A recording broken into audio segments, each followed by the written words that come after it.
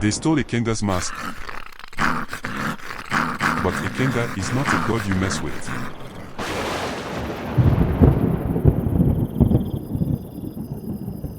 Now, his merciless messenger is out to get his mask back.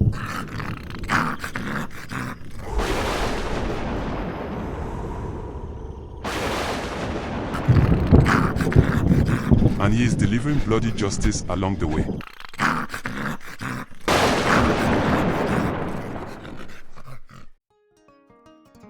My village ought to have just buried the old chief priest of Ikenga and crowned his successor. I know what you're thinking, chief priest of a deity. In this modern world. You don't understand. Ikenga isn't just any god. He is our protector, our warrior spirit, the oracle that shields our people. But before you start doubting the powers of Ikenga, hear the story of the new chief priest, Ikem, the young man who messed with Ikenga and paid the ultimate price. 5 years ago, Ikem and a few others committed a grave sacrilege. A crime so unforgivable that it should have meant instant death. And Ikenga. He wiped out the others mercilessly.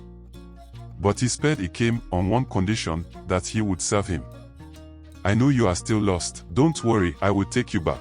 Ikem was like many young men today, on the fast lane, and hungry for quick money. In his quest for wealth, he left our village for Lagos hoping to hit it big. But the streets of Lagos had no easy riches waiting for him. So he decided to leave the country for good. But traveling abroad cost money, plenty of money, and he doesn't have that kind of money. Then, an opportunity came.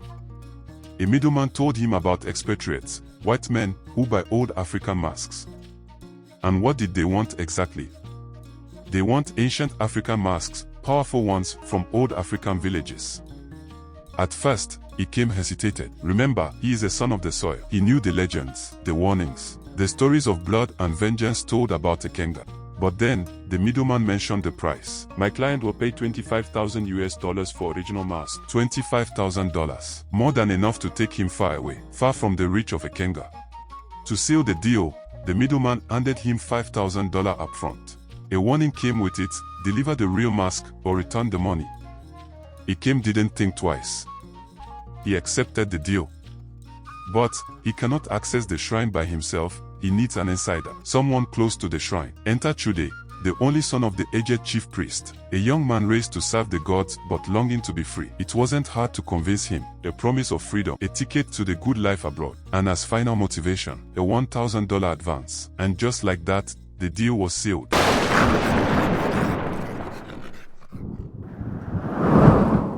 I still remember that night, the night they stole the mask. The skies raged, winds howled, thunder, lightning. A storm in the middle of the dry season. The village stayed awake in fear. Deep in the shrine, Chude replaced the sacred mask with a carved piece of wood. He handed the real mask to Ikem, who vanished into the night, catching the night bus to Lagos. They thought they had time. They thought the theft wouldn't be discovered until they were far, far away. They were wrong. By morning, the elders knew something was wrong. They rushed to the shrine, and when the chief priest reached for the sacred mask, it wasn't there. Sacrilege. Abomination. The wrath of Ikenga had been unleashed. Terrified, Chude called Ikem, who was already in Lagos, waiting for the money. Ikem told him to stay calm, stick to the plan. In a few days, the panic would fade, and Chude would join him. But things happened so quickly. That night, the elders and the chief priest invoked the spirit of Ikenga. A spotless white ram was sacrificed. Blood spilled. Incantations were made, and Ikenga answered.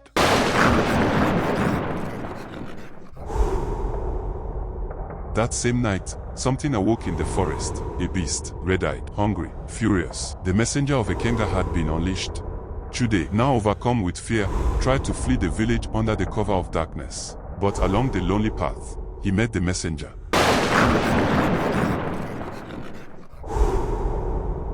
A beast with eyes like fire, snarling, teeth bare, Chude tried to run, but he never stood a chance. His screams echoed through the night, and then, silence.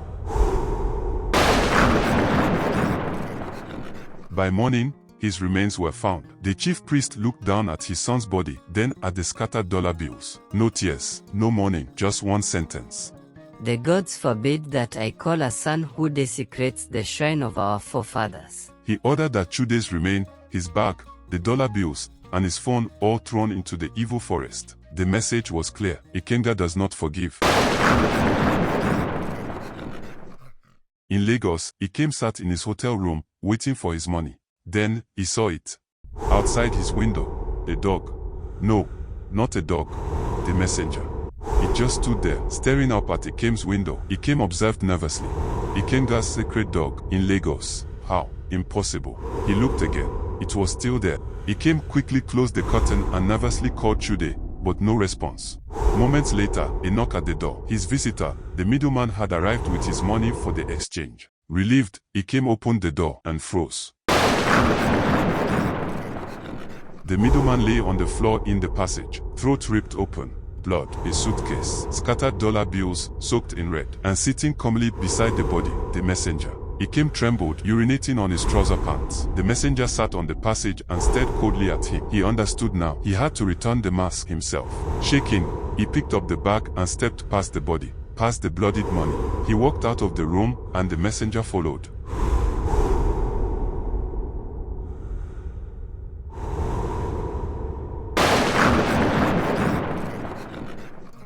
That night, when Ikem boarded the night bus back home, sleep refused to come. His eyes were heavy, his body weak, but something wouldn't let him rest. Each time he glanced at the side mirror of the luxurious bus, he saw it. The dog, the messenger, running, chasing the bus through the dark, empty road, never slowing, never stopping. He tried to shake it off as a trick of his tired mind. He shut his eyes and took deep breaths, but when he looked again, it was still there. His hands trembled as he reached for his phone. He called Chude, once, twice, 10 times. No answer.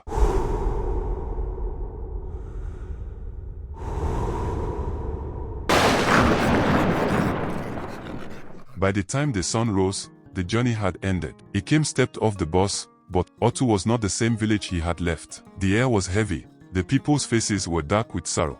And then, the whispers began. By the time he reached the shrine of Ikenga, the entire village had gathered, waiting, watching. That was when Ikem learned the terrible truth. Chude was dead. The only son of the chief priest, the chosen successor of Ikenga, had met a fate no man dared to speak of. And so, before the shrine, the king, the elders, and the chief priest, Ikem fell to his knees and confessed. He had stolen the mask. He had defied the gods. And now, the debt had to be paid. But Ikenga is not a god that takes without giving. The chief priest turned to him and spoke. Since you have led the successor to his death, you will not only succeed him, but your generation unborn will serve Ikenga.